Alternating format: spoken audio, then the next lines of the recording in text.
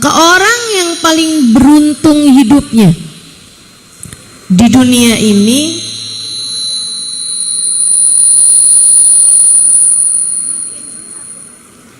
adalah orang yang hidupnya tetap tersambung dengan Allah. Dia memperhatikan Allah, Allah pun memperhatikan dia. Dia mementingkan Allah, Allah pun mementingkan dia. Dia berkomunikasi dengan Allah, Allah pun berkomunikasi dengannya. Itu orang yang paling beruntung, bahagia, benar, rapi, lurus hidupnya. Siapa mereka ini? Ini nasihat Sayyidina Muhammad Al-Bagir kepada putranya. Nak, kamu kalau pengen hidup kamu bagus, benar, selalulah tersambung dengan Allah SWT. Anaknya tanya, ayah, bagaimana cara saya tersambung dengan Allah? Ibu kalau misalnya gitu nasihat sama anaknya, nak, walaupun kamu sekolah di luar negeri, kita harus tetap berhubungan. Itu maksud ibu apa? Kita harus tetap teleponan, harus tetap WhatsAppan, kan begitu, Bu? Nah, ini seorang ayah berkata kepada anaknya, nak, kamu dalam hidupmu jangan pernah putus dari Allah, harus tetap tersambung dengan Allah SWT. Anaknya nanya, gimana caranya ya? Kalau sama orang kita ngerti dah caranya, tapi kalau sama Allah nih gimana caranya?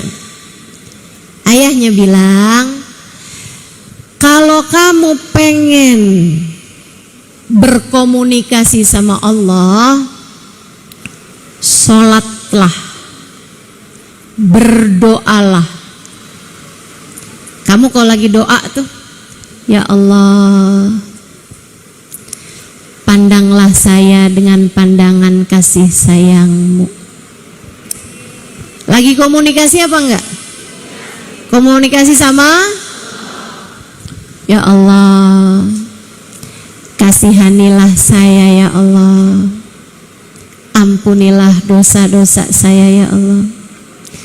Kalau Engkau tidak mengampuni, tidak menyayangi saya, celaka saya ya Allah. Kan begitu? Itu kalau di bahasa Arab kan, Rabbana zalamna anfusana wa illam taghfir lana wa tarhamna lanakunanna minal khasirin.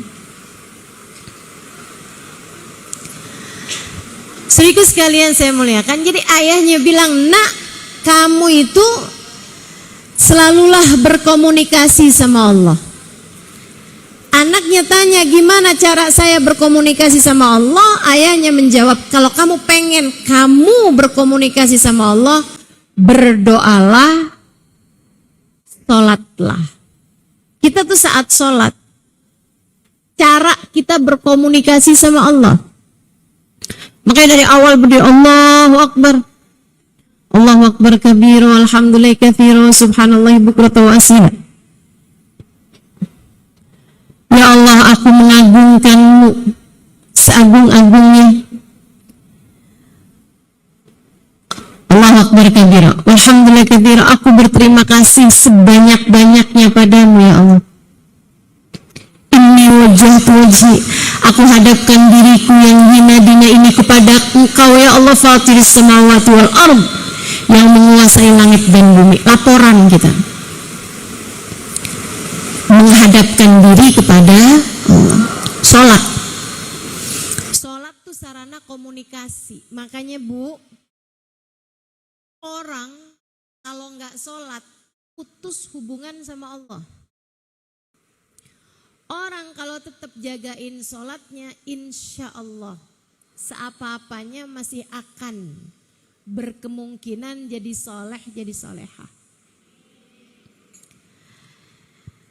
Makanya Bu, hal yang sangat penting untuk terus-terusan diingatkan kepada anak-anakmu, juga kepada dirimu. Tapi kalau sama ibu-ibu nih insya Allah sih saya yakin yang hadir-hadir di majelis pasti sholatnya terjaga.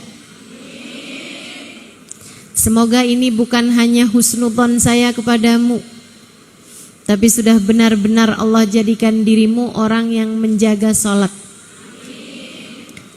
Sebab Nabi Muhammad menjadikan sholat itu tiangnya agama bagi diri kita. Siapa yang sholatnya benar, agamanya lurus, tegak.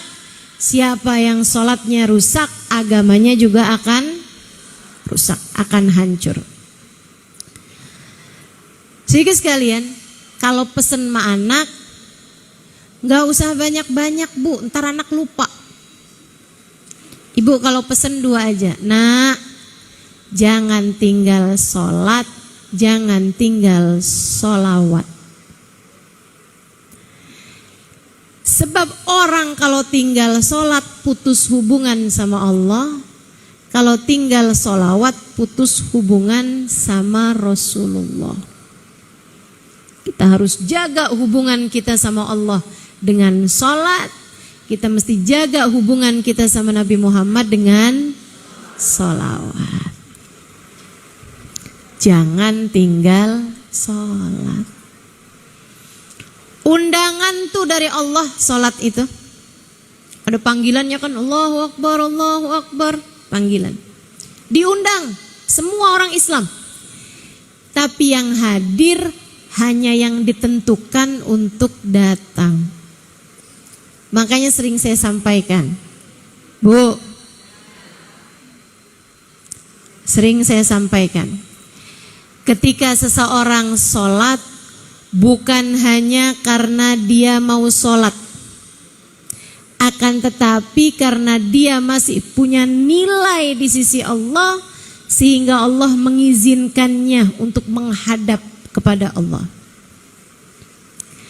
Ketika orang nggak sholat, ketika orang meninggalkan sholatnya, bukan karena dia nggak mau sholat, bukan hanya karena dia nggak mau sholat, aku nggak mau sholat males, aku nggak mau sholat berat, aku nggak sholat nih ya, tapi aku tetap baik.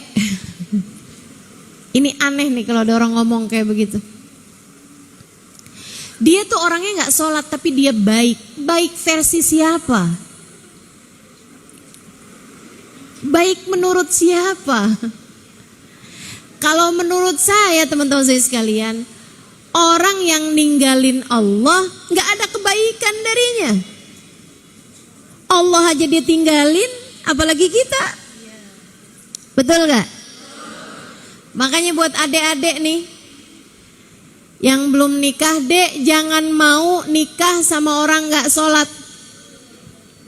Allah aja dia tinggalin, dek, apalagi kamu. Buat para janda,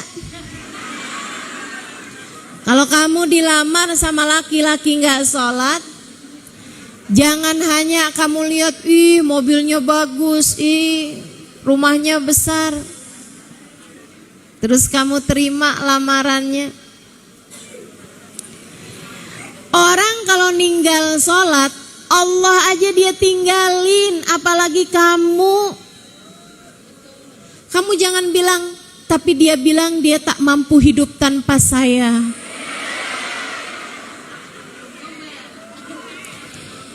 Itu namanya cinta monyet. Tungguin aja. Selagi masih ada cintanya, dia tidak meninggalkanmu. Tapi kalau cintanya udah habis, cintanya hilang, tinggal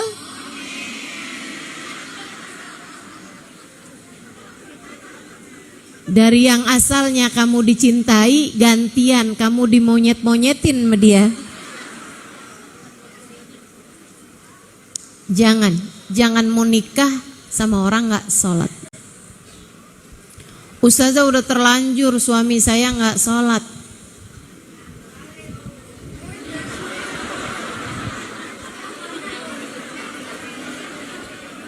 Tinggalin boleh, jangan.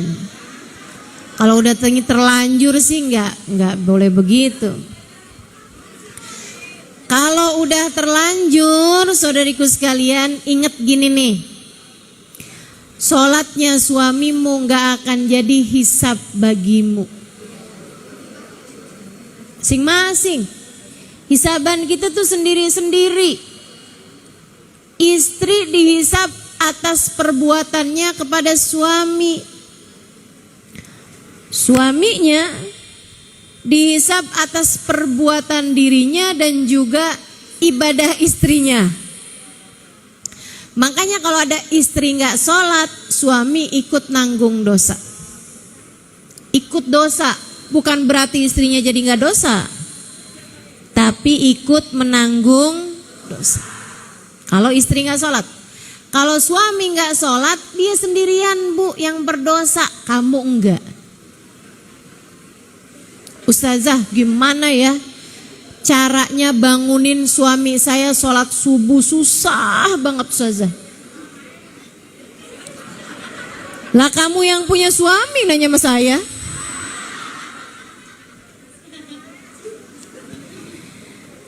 Boleh gak Ustazah saya siram air? Untung yang jadi Ustazah bukan kamu. Kalau ada suami gak bangun-bangun juga nih buat sholat subuh, apa yang mesti kita lakukan? Biarin. Kita bangunin sekali, 2 kali. Tapi kalau dia gak sholat juga, tinggalin sholatlah kamu. Kamu sholat, dia gak sholat. Kenapa gitu? Boleh gak kalau saya marah-marah, ngomel-ngomel sekarang gini loh. Suami gak sholat tuh kamu gak ikut dapat dosa. Tapi kamu ngomelin suami tuh kamu dosa.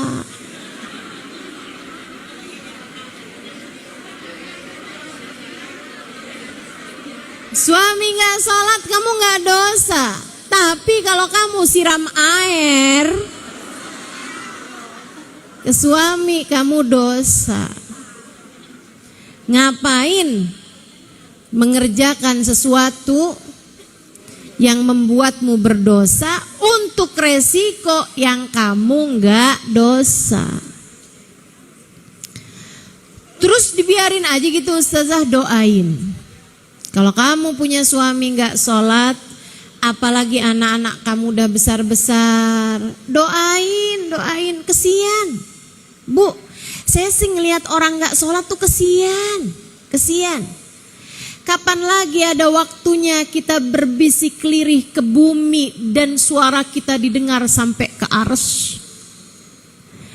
Kapan lagi kita bisa merasa dekat, lekat dengan pencipta kita lebih daripada saat kita sholat?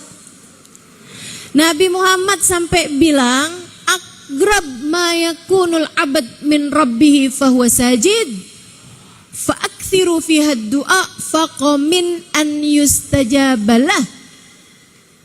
Tempat terdekat seorang hamba dengan Allah Tuhannya adalah saat dia sujud. Maka berdoalah di saat sujudmu, sangat mungkin doamu diijabah oleh Allah Ta'ala.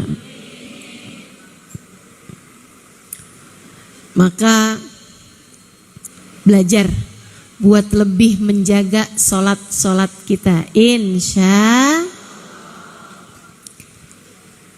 sholat, jika kamu ingin berbicara dengan Allah, sholatlah, berdoalah. Orang yang bagus sholatnya bakalan bagus hidupnya. Saya nggak lagi doa,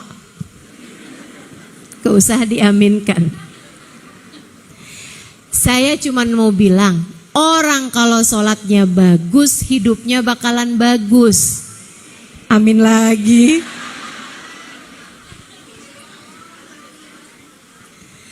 Semoga Allah memperbaiki sholat-sholat kita. Itu baru doa. Orang kalau bagus sholatnya, pasti bakalan bagus hidupnya, Bu. Sebagaimana orang kalau sholatnya berantakan, sangat sulit untuk memperbaiki kehidupan. Ini hal pertama yang harus kita perbaiki. Kalau kita mau benerin hidup nih, hal penting untuk kita perbaiki adalah perbaiki sholat. Ibu-ibu saudariku sekalian yang saya muliakan, kalau kamu ingin berbincang dengan Allah, sholatlah. Jangan tinggal sholat. Sampai ketika datang seseorang, dia mengadu kepada Nabi Muhammad, "Ya Rasulullah, inna jariyati sarakat mali." Saya punya budak wahai Rasul, perempuan. Budak perempuan, dia suka ngambilin duit saya, suka lumayanan. Ntar disuruh belanja, ada duit kembaliannya nggak dibalikin. Ini dia ngaduin budaknya ya. Kalau sekarang suami-suami ini kalau ngaduin istrinya pada begitu. Kalau dia bilang buat bayar listrik berapa? Sebenarnya 300 dinaikin jadi 500. Itu bayar listrik apa top up?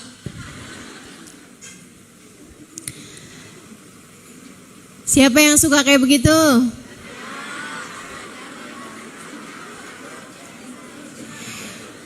Inna jariyati sarakat mali, wahai Rasul. Kata Nabi nih, Ustazah kalau kayak gitu boleh apa nggak boleh sih? Ya nggak boleh kalau bohong. Jadi kamu mesti bener aja, mesti yang bener, yang jujur. Biar yang kamu dapet tuh halal. Gitu kan? Bayar listrik berapa? Sebenarnya 300, tapi kamu bayar melalui saya, ada biaya admin.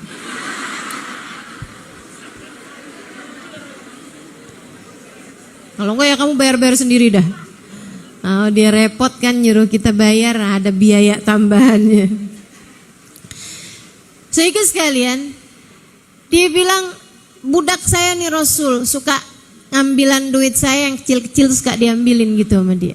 Nabi nanya, "Ahiyatu sholli?" Dia sholat apa nggak sholat? "Sholli ya Rasulullah." Ahiyatu sholli. Dia sholat, nggak tinggal sholatnya.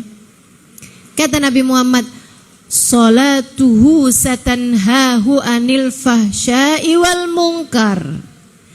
Sholatnya kalau dia jaga, nih Bu nih sholat nih, sifatnya sholat. Walaupun khusyuknya kurang, tapi asal jaga aja. Tiap waktu sholat dia sholat, tiap waktu sholat dia sholat, tiap waktu sholat dia sholat. Apalagi kalau dia jaga sholatnya dengan berjamaah. Allah bilang, "Inna sholata tanha anil fahsya'i wal munkar." Sungguhnya sholat akan menjaga seseorang. Sungguhnya sholat akan menjaga seseorang dari kemungkaran dan dari perbuatan-perbuatan dosa. Sholat akan menjaga seseorang, mencegah seseorang dari perbuatan-perbuatan dosa. Makanya ini saya yakin, ibu-ibu sholat? Sholat kan? Sholat. Saya tanya, ibu-ibu pernah bunuh orang? Gak pernah. Sholatmu mencegahmu dari membunuh. Ibu sholat? Ibu-ibu pernah judi? Nah kan, sholat ibu sudah mencegah ibu dari perbuatan judi. Ibu sholat? Apakah ibu melakukan praktek sihir? Enggak. Nyantet orang, cinta ditolak, dukun bertindak. Enggak kan? Sholatmu sudah mencegahmu dari sihir. Sholatmu mencegahmu. Ada di sini ibu-ibu yang suka mabok? Enggak. Sholatmu sudah mencegahmu dari hal itu. Paling maboknya perjalanan ibu ya. Ibu cuman maboknya bisa dicegah dengan antimo. Tapi ibu saya tanya, ibu sholat? Ibu ngomongin orang?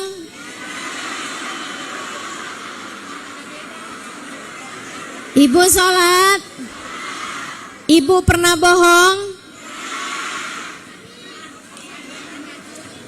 Sholatmu sudah mencegahmu dari dosa-dosa besar, tapi ternyata sholatmu belum bisa mencegah dari perbuatan dosa-dosa.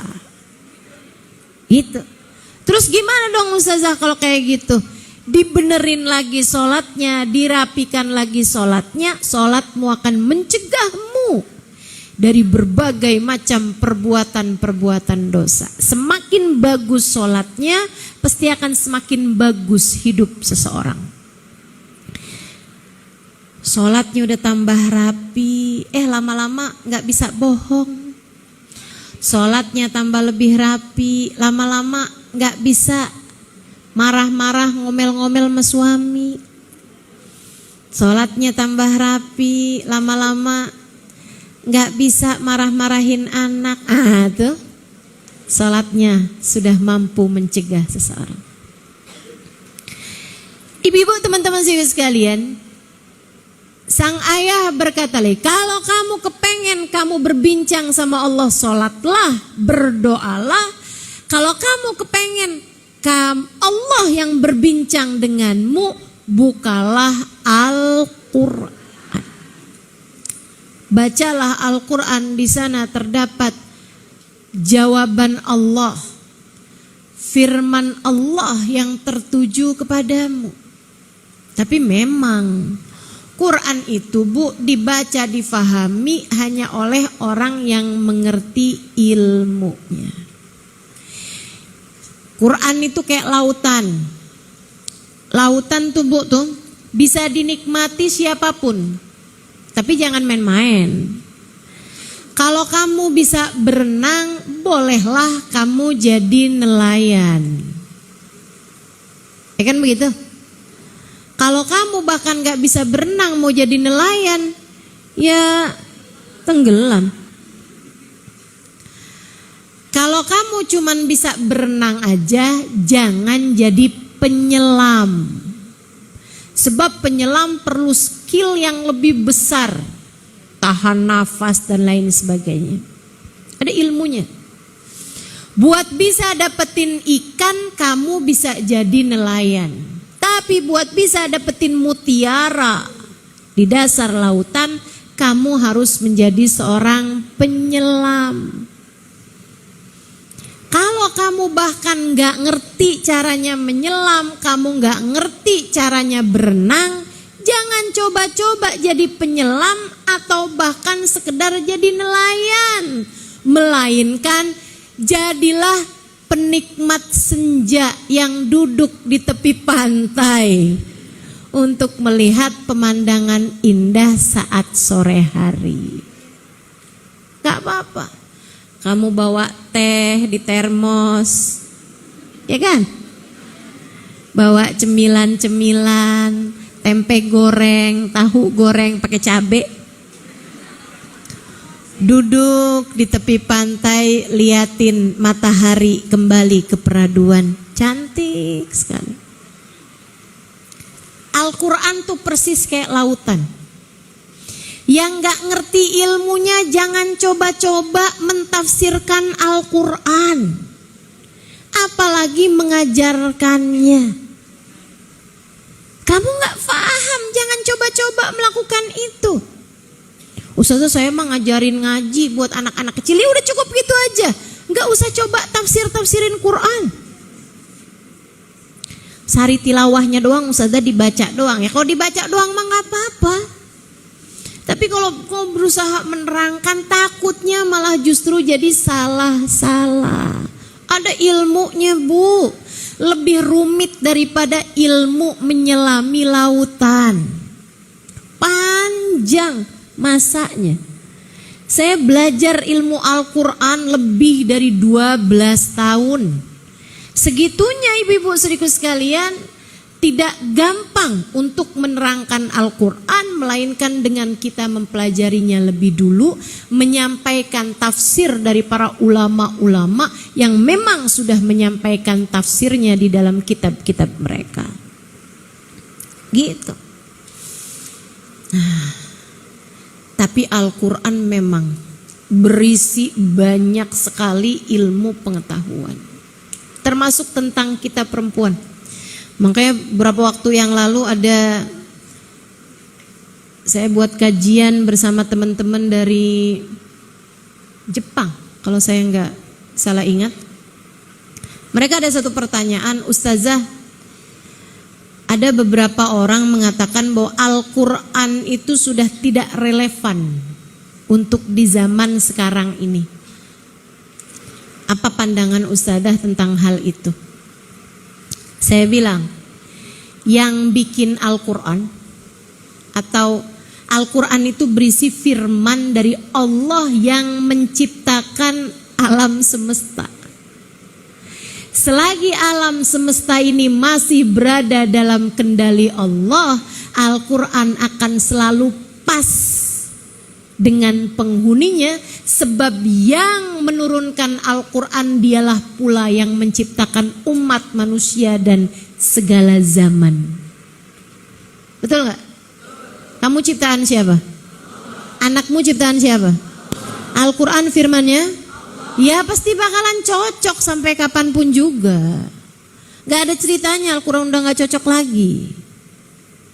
Ada pertanyaan lagi, Ustazah, Al-Quran itu banyak sekali mendiskriminasikan kaum wanita. Saya bilangnya mustahil kayak begitu. Kalau kamu merasa ada ayat Al-Quran mendiskriminasi, tuh kan? Saya nih Bu belajar bahasa Indonesianya cuman sampai SD. Habisnya itu saya malah lebih banyak belajar bahasa Arab. Saya malah lebih banyak belajar bahasa Al-Quran dan seterusnya, sehingga bahasa-bahasa yang terakhirnya ada sisinya tuh saya suka bingung.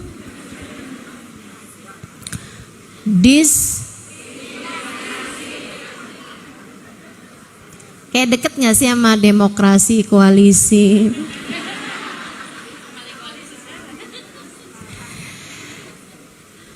Mustahil ada ayat Al-Quran yang mendiskriminasikan kaum wanita. Ngomongnya sampai cepet-cepet, takut salah. Kenapa? Sebab yang menurunkan Al-Quran dialah pula yang menciptakan kaum wanita. Tapi Ustazah, contohnya nih ayat tentang warisan. Oh gimana bunyinya? Lidzakari mithlu hadzil unthayain. Buat laki-laki 2 kali jatahnya perempuan. Oh iya betul. Kenapa tuh Ustazah? Kayaknya kayak gak adil gitu buat perempuan. Sebab Allah ingin laki-laki bertanggung jawab.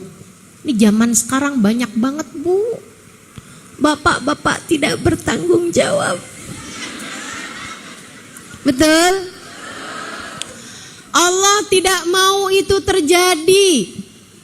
Bapak-bapak itu, para suami, biarkan tetap bertanggung jawab terhadap nafkah istri dan anak-anaknya.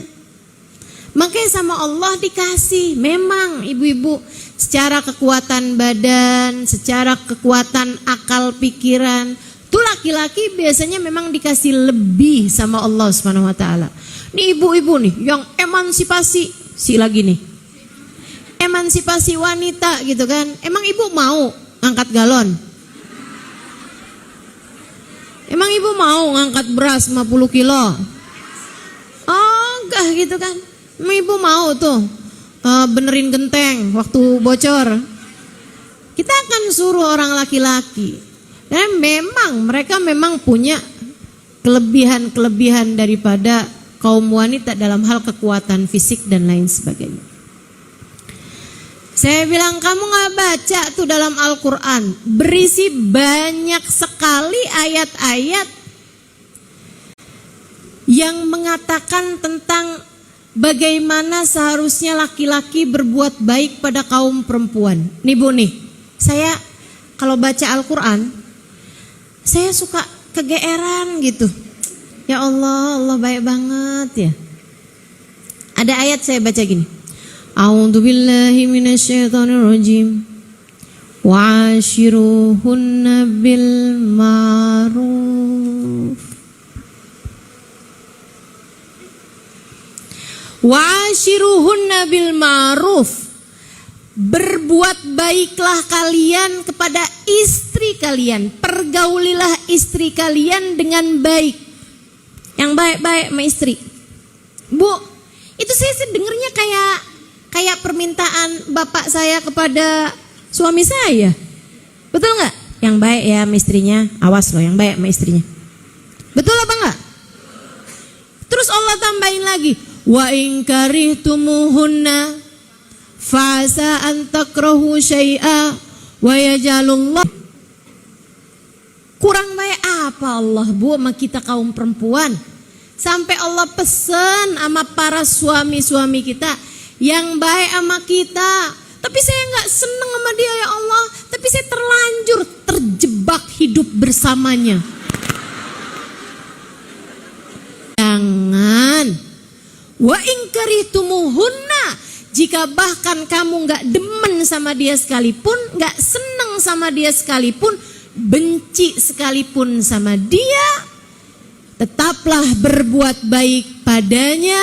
Asa an takrahu syai'a wa yaj'alullahu fihi khairan katsira. Seringkali kamu paksain berbuat baik padanya, Allah akan kasih kepadamu kebaikan yang sangat banyak. Itu kayak bapaknya seorang perempuan yang sangat sayang, gitu ya. Bilang sama mertuanya, udah deh nak, yang baik-baik aja sama anak saya, sama istri kamu. Tapi saya nggak demen pak sama dia. Udah tenang, nggak apa-apa, kamu tetap baik aja deh. Nanti ya urusan rezeki kamu akan saya urusin. Nanti ya perusahaan tuh akan saya kasih nama kamu. Nanti ya mobil kamu akan saya kasih. Nanti ya kamu akan saya. Kayak gitu Allah kepada hamba-hambanya. Para laki-laki di atas muka bumi ini umat Islam. Halo panitia, halo. Berisik amat sih.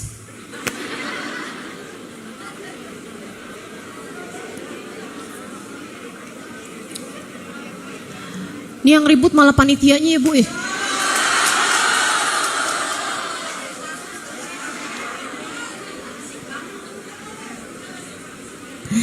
Panitia itu melancarkan acara, bukan malah mengganggu acara.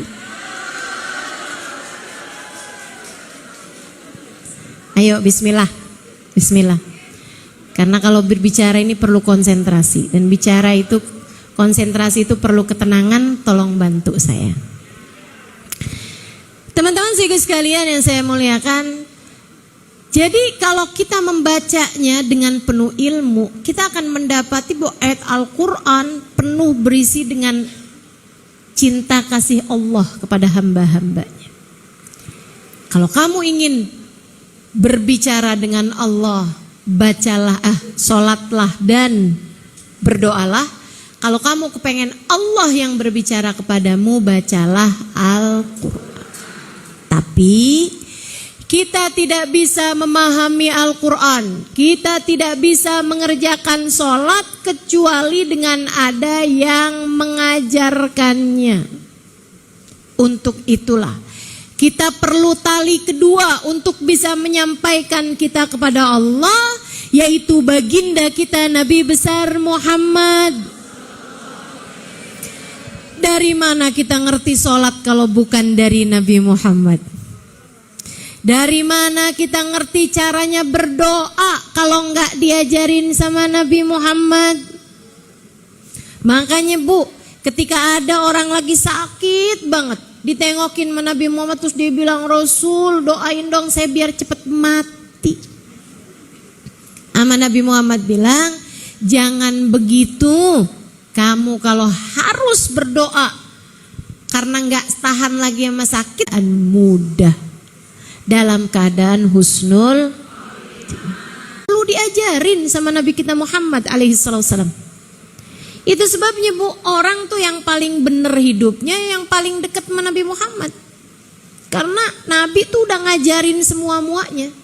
Dan ini ajaran agama Islam, ibu-ibu sekalian, nggak ada yang lebih indah daripada itu. Nabi ngajarin kita bukan hanya tentang cara menjalani kehidupan, cara berbuat baik, cara bersedekah, cara sholat, sampai cara potong kuku diajarin sama Nabi Muhammad. Ibu udah tahu? Kalau ibu bilang tahu, diamalin apa enggak? Kalau ibu bilang enggak tahu, kemana aja dari dulu-dulu? Ibu kalau potong kuku tuh bu, mulai dari tangan kanan, telunjuk, habis itu ke tengah, habis itu ke jari manis, habis itu ke kelingking, habis itu ke jempol. Nah habisnya itu begini nih, secara berurutan, yaitu dari kelingking ke jari manis, ke jari tengah, ke jari telunjuk, ke jempol. Atau cara yang kedua, telunjuk tadi tuh kanan, tengah, jari manis, jari kelingking, jempolnya entaran. Kesini dulu nih, ke kelingking ya, dari kelingking tadi tuh ke kelingking gitu ya, terus sampai ke jempol. Baru abisnya jempol ditutup lagi pakai jempol, kayak orang lagi bikin lingkaran. Diajarin sama Nabi Muhammad alaihissalam. Terus diajarin lagi sama Nabi, kalau potong kuku tuh jangan gegarukan, jangan makan sebelum cuci tangan. Sampai segitunya Nabi Muhammad sallallahu alaihi wasallam ngajarin. Segala macam hal diajarin sama Nabi bu, sampai urusan kalau kamu udah bikin kopi, tahu-tahu ada lalat hidup nih, jelek, masuk ke dalam kopimu, sementara kamu mau bikin lagi kopinya udah kehabisan, ibu ya, atau gulanya yang habis, ya udah sayang banget nih, si lalatnya juga ternyata belum mati, misalnya gitu kan. Nah, gimana nih caranya nih? Jangan kamu ambil lalatnya kemudian kamu buang gitu aja. Jangan, kata Nabi Muhammad, tenggelamin di sayap satunya. Coba nih, memastikan kepadamu betapa beliau adalah Rasul utusan Allah Subhanahu wa ta'ala yang telah mengajarkan kepada kita segala macam hal dalam kehidupan. Ajaran yang sangat indah. Sampai diajarin kalau lalat masuk dalam minuman kamu, kata Nabi Muhammad, kalau kamu mau tetap meminumnya boleh, tapi tenggelamin dulu sayap satunya. Dia masuk pasti dengan satu sayap, ibu-ibu sekalian. Kata Nabi, fa inna fi ihda janahaihi da wa fil akhar dawa. Tenggelamin di sayap satunya lagi. Set, tenggelamin, habis itu buang. Jangan kemudian kamu camil. Sayang nih masih ada sisa kopinya, jangan buang ya. Habis itu boleh tuh kamu minum airnya. Silahkan diminum airnya, nggak akan berbahaya. Sebab kata Nabi, di salah satu sayapnya ada penyakit, salah satu sayapnya ada obatnya. Diselidikin bu, ini kan zaman sekarang kan laboratorium udah canggih-canggih. Ternyata dua-duanya ada racun, dua-duanya ada penyakit, nggak ada obatnya. Tapi Nabi Muhammad bilangnya kayak begitu. Mereka pun mencobanya di minuman. Ternyata subhanallah, subhanallah, racun yang satu menyembuhkan racun yang lainnya. Nabi kalau ngomong nggak akan pernah salah. Sebab semua ucapan Nabi Muhammad adalah wahyu dari Allah. Karenanya bu, orang kalau hidupnya pengen bener nih mesti terhubung terus sama Allah. Nah buat terhubung sama Allah kita mesti ngikutin jalannya Nabi besar Muhammad. Ikutin sunnah-sunnahnya Nabi, cara hidupnya Nabi, cara bicaranya Nabi, cara makannya Nabi, cara tidurnya Nabi. Bener semua tuh. Bener semua. Orang kalau ngikutin jalan hidup Nabi, ya Allah Bu, hidupnya terarah, hidupnya bagus. Tapi kan sunnah Nabi banyak ustazah. Sunnah Nabi kan besar-besar. Saya putus asa buat ngikutin sunnah-sunnahnya Nabi Muhammad. Jangankan kita, ulama-ulama besar sekalipun mustahil bisa mengikuti 100% sunnahnya Nabi Muhammad. Mustahil. Gak ada orang bisa hidup kayak cara hidupnya Nabi Muhammad 100% tuh gak ada Bu. Sebaik apapun orang itu. Apalagi yang kayak kita nih Ibu. Nabi Muhammad sholat malam sampai bengkak telapak kakinya. Ibu bengkak telapak kaki gara-gara apa? Asam urat, kolesterol. Boro-boro sholat malam sampai bengkak telapak kaki, tarawih aja ngitung rakaat mulu. Nyarinya masjid yang paling cepat, malah nyarinya masjid yang paling sedikit rakaatnya. Siapa tuh? Insyaallah. Yang di sana 20 tambah 3. Yang situ 8 tambah 3. Kayaknya kalau ada masjid yang bikin traweh 2 rakaat, orang-orang Bekasi bakalan ikut yang itu kayaknya. Masya Allah.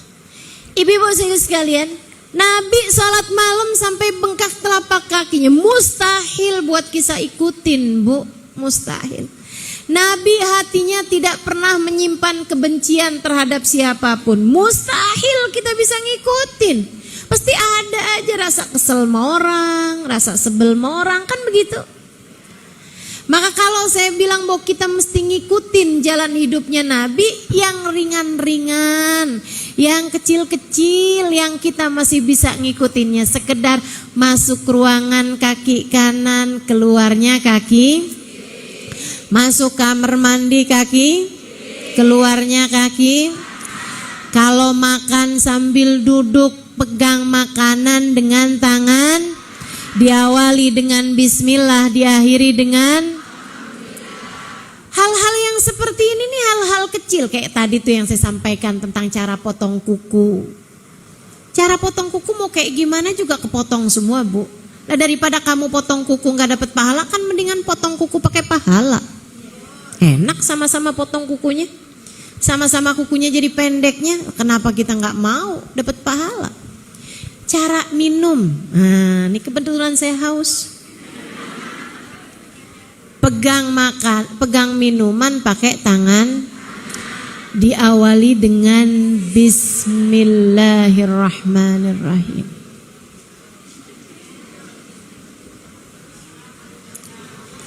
Tiga kali tegukan.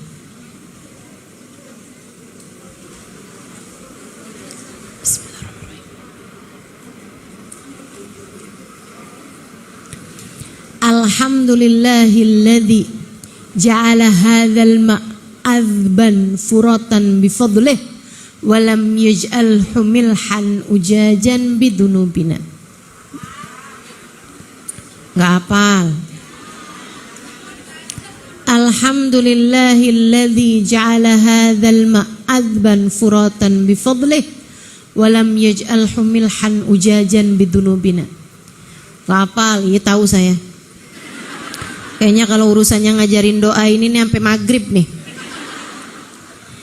Ya Allah, terima kasih Engkau telah jadikan air ini tawar dan mudah kami dapatkan dengan rahmat-Mu ya Allah. Dan tidak menjadikan air ini asin ataupun susah kami dapatkan disebabkan karena dosa-dosa kami. Katanya Nabi Muhammad dalam salah satu hadisnya, siapa yang minum dengan adab-adab yang tadi telah saya sampaikan, minumnya duduk, minumnya pakai tangan kanan, minumnya 3 kali tegukan, tidak bernafas di dalam air. Jadi salah tuh kalau minum glok-glok-glok-glok. Kan gitu kan? Kalau minumnya glok-glok kan nafas keluar masuk. Itu nggak bagus. Minumnya 3 kali tegukan, tidak bernafas di dalam air. Setiap tegukan diawali dengan bismillah. Atau kalau mau panjang bismillahirrahmanirrahim. Diakhiri dengan doa seperti yang tadi. Doanya harus yang seperti yang tadi. Ustazah cukup kalau doanya baca alhamdulillah doang? Boleh aja, tapi gak dapat fadilah yang akan saya sampaikan. Siapa yang minum dengan adab-adab yang telah tadi saya sampaikan, diakhiri dengan doa yang tadi telah saya sampaikan, saudara sekalian, kata Nabi Muhammad, Allah tidak akan mentakdirkan dirimu berbuat dosa selagi air tersebut ada dalam badanmu. Selama kamu minum, dosa berguguran dari dirimu. Selama air itu ada dalam tubuhmu, kamu tidak akan ditakdirkan berbuat dosa. Enak bener jadi orang Islam. Ustazah kok saya baru tahu ya ilmu ini. Nah kamu gak ngaji. Ngaji dong. Kalau ngaji diajarin. Kan begitu. Ngikutin ajarannya Nabi Muhammad. Gak ada yang pernah keliru, Bu. Enak semua, bagus semua. Ibu saya ceritain. Saya ada dapetin hadisnya Nabi di masa saya sekolah dulu di Al-Anwar, Sarang, Rembang, Jawa Tengah. Saya mondok tempatnya Kiai Haji Maimun Zubair 3 tahun. Ada hadis yang berbunyi, saya mondok 12 tahun Bu, di Darul Lughah wa Da'wah, Bangil, Pasuruan, tempatnya Habib Hasan Baharun, hampir 5 tahun. Habis itu di Tauhidiyah, Tegal, Jawa Tengah, tempatnya Kiai Haji Ahmad Saidi 1/2 tahun. Habis itu di Al-Anwar, Sarang, Rembang, tempatnya Kiai Haji Maimun Zubair 3 tahun. Habis itu Darul Zahra, Tarim, Hadramaut Yaman, tempatnya Habib Umar bin Hafid selama 4,5 tahun. Ibu-ibu sekalian, selama saya di Sarang 3 tahun, saya di awal-awal belajar dapat ada hadis diajarkan bunyinya, man shallal fajr bi alam wa alam lam yusibhu dzakal yaum alam. Siapa yang sholat sunnah qobliyah subuh, namanya sholat sunnah fajar, sholat sunnah qobliyah subuh, sesudah adzan subuh, sebelum mengerjakan sholat fardu subuh, qobliyah subuh. Ibu boleh niat usolli sunnata qobliyatal subuh misalnya gitu, atau ibu bisa niat usolli sunnatal fajar rokaatain lillahi ta'ala. Kemudian dia membaca rokaat pertama alam nasroh, rokaat kedua alam taro. Siapa yang sholat qobliyah subuh dengan membaca alam nasroh rokaat pertama, alam taro rokaat yang kedua, lam yusibu dzalikal yaum alam, dia gak akan terkena rasa sakit sepanjang hari tersebut. Panjang hari sampai maghrib, gak bakalan sakit, gak bakalan ngerasa sakit. Ibu-ibu sekalian, saya Bu ngamalin itu selama 3 tahun. Ibu-ibu saudara sekalian, gak pernah bolos sekolah karena sakit. Karena sesakit apapun saya di waktu malam, subuh saya sholat baca itu, paginya hilang sakit saya. Terdatang lagi malam lagi. Siangnya tuh selalu aman dan gak ada sakitnya gitu. Subhanallah, kebenaran hadisnya Nabi Muhammad SAW. 3 tahun gak pernah cuti, gak pernah libur karena sakit, kecuali ketika saya sedang dalam keadaan menstruasi. Saya gak bisa sholat qobliyah subuh dengan membaca alam nasroh dan alam taro. Itu baginda kita Nabi besar Muhammad SAW. Ngajarin semuanya. Enak orang tuh kalau hidupnya dengan mengikuti sunnahnya Nabi. Ini saya mau ajarin nih, ibu-ibu pasti senang nih, dengerin nih. Ada orang ngadu sama Nabi Muhammad, Rasul, utang saya banyak, rezeki saya seret Rasul, saya mesti gimana dong Rasul? Usaha ini gagal, usaha itu gagal, seret mulu, susah hidup saya nih Rasulullah. Sama Nabi diajarin Bu, idza dakhala baitak, kalau kamu masuk rumah, fasallim ala ahli, ucapkanlah salam terlebih dahulu. Ini tambah jarang nih sekarang. Orang masuk rumah masuk-masuk aja nih. Dulu sih awal-awal tuh zaman saya kecil kayak rata-rata gitu diajarin di sekolah-sekolah madrasah. Jadi kalau pulang dari sekolah tuh Assalamualaikum. Kan gitu tuh. Sekarang nggak tambah jarang orang masuk rumah baca ucap salam. Coba deh perhatiin deh. Perhatiin. Anak-anak zaman sekarang pada nggak diajarin kayaknya. Teman-teman sekalian saya muliakan, kata Nabi kalau kamu masuk rumah ucap salam dulu. Assalamualaikum warahmatullahi wabarakatuh. Kemudian tsumma surat al-ikhlas. Kemudian bacalah surat al-ikhlas. Ucap salam, kemudian baca surat al-ikhlas. Assalamualaikum, al-ikhlas, al-ikhlas. Enggak gitu. Salah. Akan tapi bismillahirrahmanirrahim. Qul huwallahu ahad. Allahus samad. Lam yalid wa lam yulad wa lam yakul lahu kufuwan ahad. Berapa kali? Sekali aja. Sekali aja. Kalau saya sekalian juga masuk baca al-ikhlas sama baca ayat kursi. Kenapa gitu? Diajarin juga sama Nabi, Bu. Kalau ibu suka panas dalam rumah, ngelihat suami bawaan pengen marah, ngelihat anak bawaan pengen ngomel, iya, cobain dah masuk rumah baca ayat kursi. Biar kenapa? Biar setannya gak ikutan masuk. Tuh yang bikin panas rumah setan, Bu. Setan tuh terbuatnya dari api. Maka ibu-ibu jangan mau temenan sama setan. Setannya biar suruh di luar aja, gak usah ikutan masuk. Caranya dengan tiap masuk rumah baca ayat. Jadi kalau ada anak masuk-masuk ngomel-ngomel marah-marah gitu, bilangin anak keluar lagi. Masuk ucap salam baca ayat kursi. Ayo cepetan. Ituin. Besokannya suami pulang-pulang marah-marah, keluar lagi.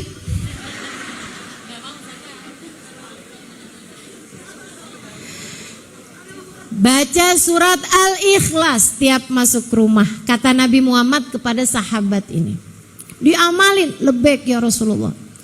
Tiap masuk rumah baca ayat kursi, masuk lagi ke rumah baca ayat kursi, masuk lagi ke rumah ngerjain apa-apaan baca ayat kursi, masuk rumah gak ada kerjaan keluar lagi, masuk lagi baca ayat kursi.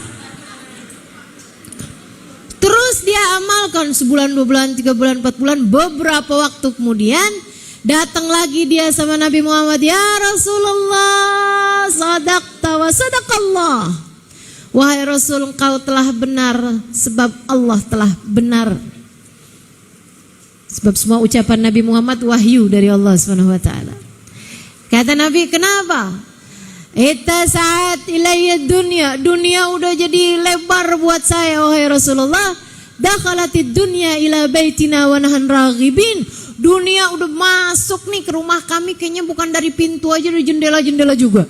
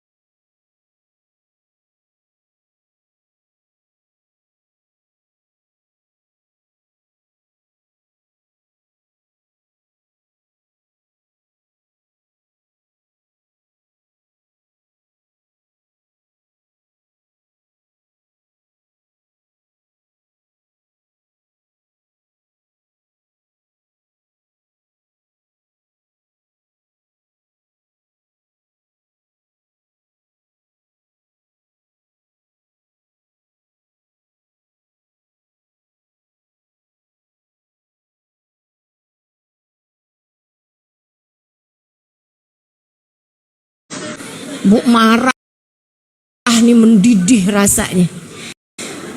Daripada ibu ngomel-ngomel nanti bakalan ibu seselin, ya Bu ya. Mendingan segeralah pergi berwudu. Kalau wudu nggak mempan, mandi. Kalau mandi nggak mempan, rendeman aja dulu. Terus ditanya sama suaminya, kamu di mana sih? Di bak. Nggak punya kolam renang, berendangnya di bak. Insyaallah. Tapi memang terasa Bu, terasa. Cobain deh. Udah lagi kesel-kesel sama anak, mendingan wudhu dulu aja. Wudhu dulu. Adem. Memang segala-galanya udah diajarin sama baginda kita Nabi besar Muhammad sallallahu alaihi wa ala alihi wa sahbihi wasallam.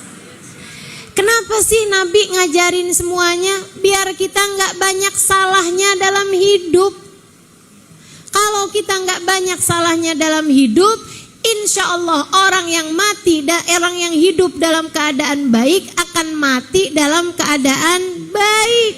Orang yang matinya baik di akhiratnya bakalan baik. Enak semua itu Bu. Tapi kalau hidupmu udah salah-salah, ngikutin ajaran-ajarannya setan, kamu udah nggak akan berada dalam jalan yang benar. Ibu-ibu sekalian yang saya muliakan, nabrak-nabrak, salah-salah, hidup dalam keadaan tidak baik, sangat mungkin mati dalam keadaan tidak baik. Kalau mati dalam keadaan tidak baik, dalam bahasa Arab istilahnya mati su'ul khotimah. Orang yang mati su'ul khotimah sangat sulit untuk mendapatkan kebaikan-kebaikan di akhirat.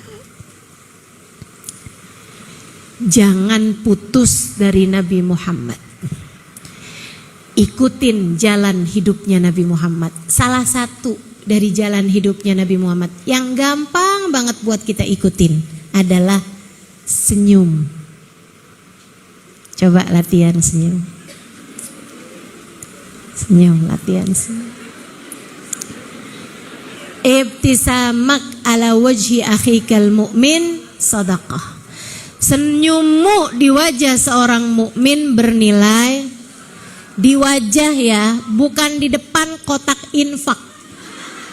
Ada kotak infak jalan disenyumin aja. Ada sebelahnya, kok kamu nggak masukin apa-apa sih? Dia nggak tahu hadisnya Nabi. Apaan? Senyummu adalah sedekah. Jadi senyum doang sama kotak infak. Senyum itu baru dianggap sedekah ketika ada pihak lain yang disenyumin, Bu. Ala wajhi akhikal mu'min. Di wajah seorang yang beriman. Ustazah, saya tuh udah senyum Ustazah, lebar. Dianya cemberut aja Ustazah. Saya kan sakit hati. Jangan. Seharusnya kamu bersyukur. Kenapa gitu? Nabi Muhammad bilang dalam salah satu hadisnya, idza taqal musliman fatasafaha nazalat ilaihi ma sab'ina rahmah. Apabila ada dua orang muslim, laki-laki sama laki-laki atau perempuan sama perempuan, bertemu kemudian keduanya berjabat tangan, turun kepada keduanya 70 rahmat. Baginya gimana Rasul? Seorang separuh apa gimana nih? Kata Nabi enggak gitu. Akan tetapi tis'ah wasittuna minha liman aktsaruhuma ibtisama. 69 rahmat diborong sama yang paling banyak senyum di antara keduanya. Jadi kalau kamu udah ketemu sama orang, salaman, kamu senyum, dia nggak senyum, yes 69 saya borong semuanya. Enak bener jadi orang Islam. Enak. Kamu pengen dapat rahmat cuman begitu aja tuh. Ya Allah. Alhamdulillah. Segala-gala diajarin sama baginda kita Nabi besar Muhammad sallallahu alaihi wa alihi wasallam. Nah, Bu, sekarang masalahnya ustazah, kita kan nggak ketemu sama Nabi Muhammad. Oh ya, ada satu lagi. Kalau kamu pengen tetap terhubung sama Nabi Muhammad, Cara yang keduanya selain dengan kamu mengikuti jalan hidupnya adalah dengan memperbanyak sholawat. Ini ya, ini judulnya nih, cara hidup bener. Orang kalau pengen hidupnya bener harus tersambung sama Allah. Cara tersambung dengan Allah adalah dengan terus berkomunikasi. Kalau kamu kepengen berbicara sama Allah, sholatlah, doalah. Kalau kamu kepengen Allah yang berbicara padamu, maka bacalah Al-Quran. Sekarang kita nggak bisa ngerti makna Quran, kita nggak bisa ngerti cara sholat, cara doa, kecuali dengan baginda kita Nabi besar Muhammad. Maka kamu harus terhubung dengan Sayyiduna Muhammad. Jangan putus. Gimana caranya? Ikuti jalannya, perbanyaklah sholawat padanya. Itu Bu senjata menurut saya paling kuat. Kita manusia hidup kan pasti ada kesusahan-kesusahan. Ya. Ibu yang saya liatin, kesusahan sebesar apapun rontok Bu sama sholawat. Udah deh, tenang banget. Kita nih enak banget jadi orang Islam. Makanya yang gak jadi orang Islam tuh kesian gitu. Kesian. Atau orang Islam yang gak ngerjain agamanya, itu juga kesian. Kesian. Karena orang Islam tuh segala-gala diajarin, segala-gala dikasih tahu, dan enak semuanya ngamalinnya. Salah satunya sholawat. Apapun kesulitanmu dalam hidup, sholawat. Udah, gak lain, gak bukan. Ustazah, ini mah ujiannya berat banget tuh Ustazah dalam hidup saya ini Ustazah. Saya gak sanggup ngadepinnya Ustazah. Saya susah ngadepinnya Ustazah. Saya ajarin nih Bu nih. Saya menyebutnya sholawat darurat. Ini udah banyak banget yang nyobain, banyak banget yang ngamalin dan berhasil semuanya. Yang ngamalin, yang nyobain berhasil. Tapi Ibu kerjainnya hanya kalau ada hal-hal yang emang berat aja Bu. Maksudnya kalau hari-hari gak usah baca gitu Ustazah. Kalau hari-hari baca sholawat yang lain-lain aja. Biar kita punya senjata yang ampuh, bisa kita pakai dalam keadaan-keadaan yang benar-benar darurat gitu. Yang benar-benar susah. Ibu mau saya ajarin? Sholawatnya bunyinya gini nih Bu. Allahumma, ikutin deh. Allahumma sholli wa sallim ala sayyidina Muhammadin qad daqat hilati adrikni ya Rasulullah. Saya ulangi. Allahumma sholli ala sayyidina Muhammadin qad daqat hilati adrikni ya Rasulullah. Sekarang saya baca semuanya, ibu-ibu terus ngikutin ya. Allahumma sholli ala sayyidina Muhammadin qad daqat hilati adrikni ya Rasulullah. Lagi. Allahumma sholli ala sayyidina Muhammadin qad daqat hilati adrikni ya Rasulullah. Allahumma sholli ala sayyidina Muhammadin qad daqat hilati adrikni ya Rasulullah. Pakai wasalim apa enggak Ustaz? Boleh, enggak juga apa-apa. Allahumma sholli ala sayyidina Muhammad qad daqat hilati, telah sempit jalanku. Ya Allah, sampaikanlah salawat salam kepada baginda kami Nabi Muhammad. Qad daqat hilati, qad qaf sama dal, daqat do panjang, qaf sama ta. Qad daqat hilati Adrikni ya Rasulullah. Qad, qaf sama dal. Boqot, bo panjang terus qaf sama ta. Hilati, ha ya lam ta ya. Hilati. Adrikni ya Rasulullah. Adrikni alif dal ro kaf nun panjang. Ya. Adrikni ya Rasulullah. Artinya ya Allah, sampaikanlah salawat salammu kepada baginda kami Nabi Muhammad.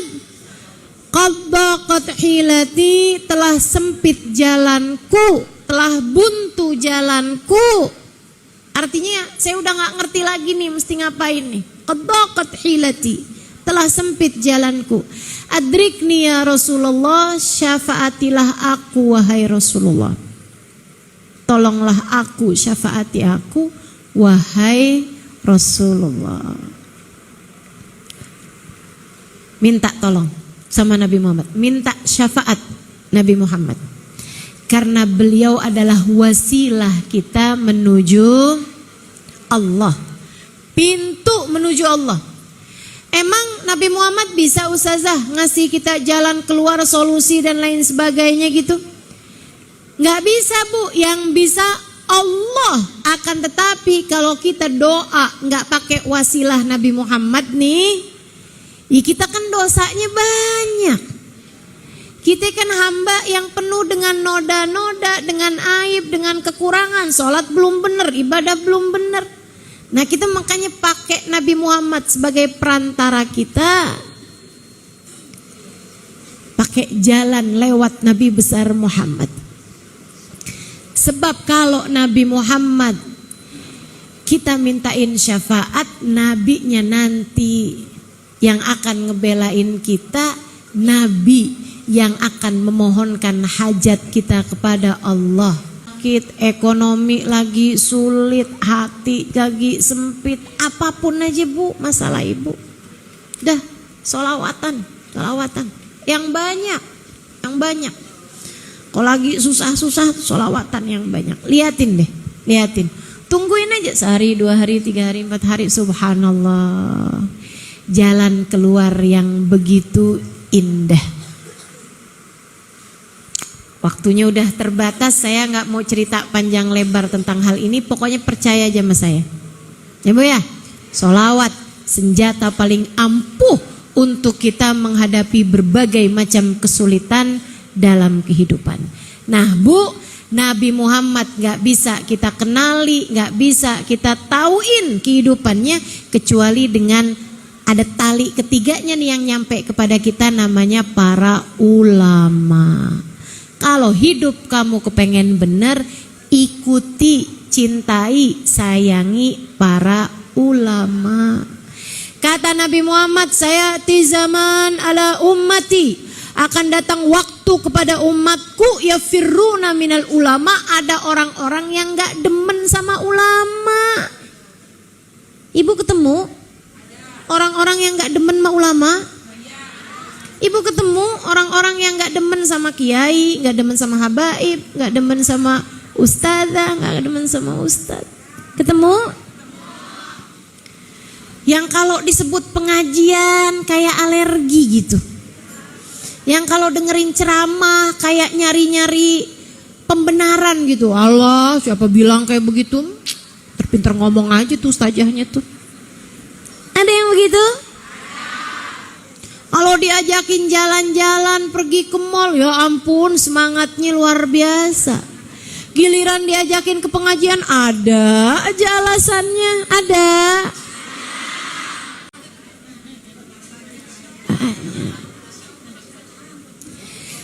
Kata Nabi Muhammad, akan ada tuh waktunya umatku ini ada orang-orang gak demen sama para ulama.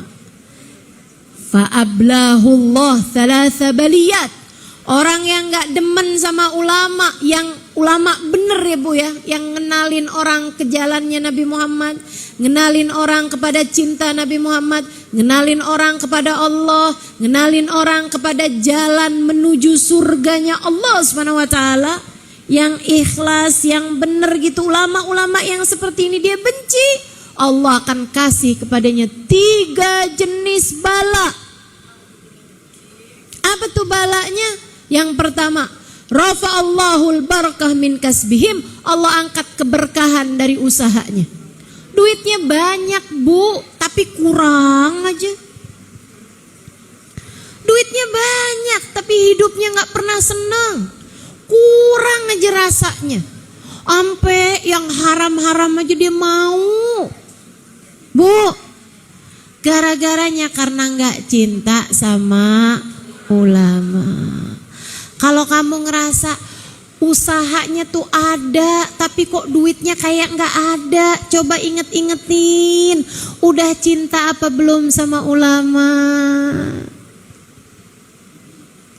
Kok kayaknya usaha gak ada berkah-berkahnya ya? Tiap hari kerja, keringetan, banting tulang, semuanya udah dikerjain, tapi kayak duitnya kayak gak ada aja gitu. Kayak buat ini gak bisa, buat sedekah gak bisa, buat itu gak bisa gitu. Kayaknya duitnya tuh kepake buat hal-hal yang gak enak aja gitu. Nabrak orang, akhirnya bayar ganti rugi. Ini yang begini-beginian nih. Saudariku sekalian, kenapa saya punya usaha hasilnya banyak tapi kayak gak ada keberkahan? Coba lihatlah cara hidupmu. Mungkin dalam hatimu kamu benci terhadap para ulama. Hati-hati, hidupnya bakalan jauh dari berkah. Itu yang pertama. Yang kedua, fawallahu Allah waliyan zaliman. Orang kalau benci sama ulama, ibu-ibu sekalian, Allah akan berikan padanya pemimpin yang zalim. Pemimpin yang zalim tuh bu, nggak harus presiden, nggak harus gubernur, nggak harus bupati, nggak harus wali kota, nggak harus camat, nggak harus lurah.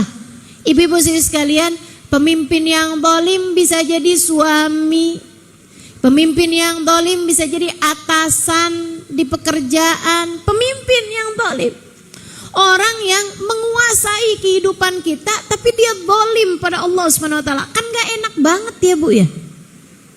Punya suami galak banget, punya suami pelit banget. Enak apa gak enak? Nah, coba liatin.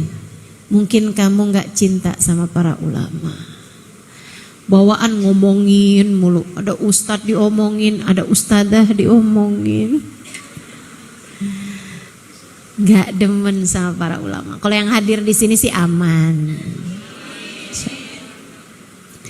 Orang kalau cinta sama ulama ya tinggal dibalik aja. Orang kalau cinta sama ulama, Allah bakal beri keberkahan dalam kehidupannya. Dan yang kedua, Allah akan jadikan orang-orang di sekelilingnya menyayangi dia. Yang terakhir paling mengerikan katanya Nabi Muhammad, orang kalau benci sama para ulama, Allah akan angkat iman dari dalam hatinya di saat ajal datang menjemputnya, hingga dia mati dengan terangkat imannya, mati dalam keadaan su'ul khatimah, mati tidak sebagai umat Islam. Na'udzubillah min dzalik, na'udzubillah min dzalik, na'udzubillah min dzalik. Udah banyak banget bu pengalamannya. Udah banyak bener ajaran-ajarannya ini. Ibu-ibu sekalian, dulu ada seorang anak pulang madrasah. Ditanyain sama bapaknya, gimana nak? Pulang dari sekolahan nih? Tadi Pak sama guru diajarin, sama ustadznya diajarin. Diajarin apa? Diajarin buat bersiwak sebelum wudhu. Pakai kayu siwak tuh buat gosok gigi tuh belum wudhu. Sama diajarin pakai kayu siwak sebelum sholat. Nah, coba lihat-lihat. Diambil metu bapaknya nggak senang sama ulama, nggak senang sama ilmu agama. Apaan nih kayak beginian? Nih mah buat ngelempar anjing. Lempar. Siwaknya tuh, kayu siwaknya tuh dilemparin sama dia keluar. Dia bilang, apaan beginian? Nih mah buat lempar anjing nih nak. Katanya gitu. Dia sayang sama anaknya, cuma dia nggak sayang, nggak senang sama ulama, nggak senang sama ajaran Islam. Ibu-ibu sekalian, dia lempar gitu. Istrinya lagi hamil. Ini kejadian di zamannya Imam Malik alaihi ridwanullah. Istrinya lagi hamil, Bu. Istrinya melahirkan, anaknya mukanya kayak anjing.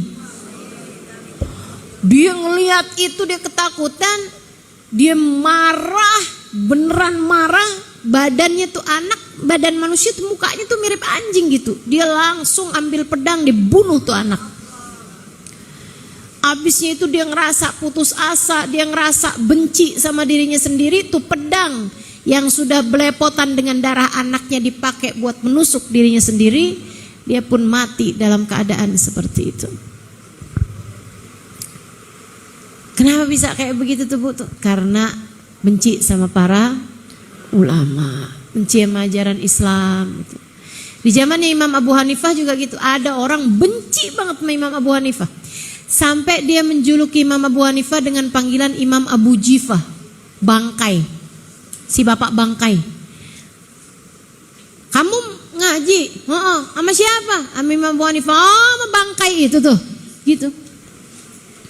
Kampungnya dia tuh orang pada ngaji sama Imam Abu Hanifah. Bu, dia meninggal dunia. Waktu dia meninggal dunia, jenazahnya bau banget, kayak baunya bangkai, keciuman sampai ke kampung-kampung sebelah. Semua orang pada nanya hari itu, ada bangkai apaan sini? Ada bangkai apa sini? Allah jadikan badan dia berbau bangkai, padahal baru meninggal gitu. Kenapa tuh kayak begitu? Karena dia tidak cinta sama ulama, karena dia benci sama Imam Abu Hanifah yang adalah seorang ulama yang soleh. Nah, nih udah saya kasih tahu caranya hidup bener. Ibu, ke Allah, ke Rasulullah lewat para ulama. Kita lewat para ulama buat kenal Rasulullah, buat kenal Allah. Kita lewat Rasulullah untuk bisa disayang-sayang sama Allah. Benar hubungan kita sama Allah, benar hubungan kita sama Rasulullah, benar hubungan kita sama para ulama, dengan kita sayang, dengan kita cinta sama mereka, insya Allah akan lurus dan benar pula lah kehidupan kita. Sehingga kalau kita hidupnya lurus, kita mati dalam keadaan lurus. Kita mati dengan berbekal iman. Kita mati dengan membawa Islam. Kita mati dengan membawa cinta kepada Allah, kepada Rasulullah, kepada para ulama dan orang-orang saleh. Sehingga di hari akhirat nanti Allah perkenankan kita untuk berjumpa dengan Allah, sedangkan Allah ridha kepada kita. Allah perkenankan kita untuk bertemu Rasulullah, sedangkan Rasulullah ridha kepada kita. Allah perkenankan kita untuk berada dalam rombongan orang-orang soleh, berada dalam rombongan para ulama, berada dalam rombongan para syuhada, berada di belakang baginda Nabi besar Muhammad sallallahu alaihi wa alihi wasallam, insyaallah. Rabbana zalamna anfusana wa illam taghfir lana wa tarhamna lanakunanna minal khasirin. Rabbana atina fid dunya hasanah fil akhirati hasanah wa qina adzabannar bi fadli subhana rabbika rabbil izzati amma yasifun wa salamun alal mursalin walhamdulillahi rabbil. Kita baca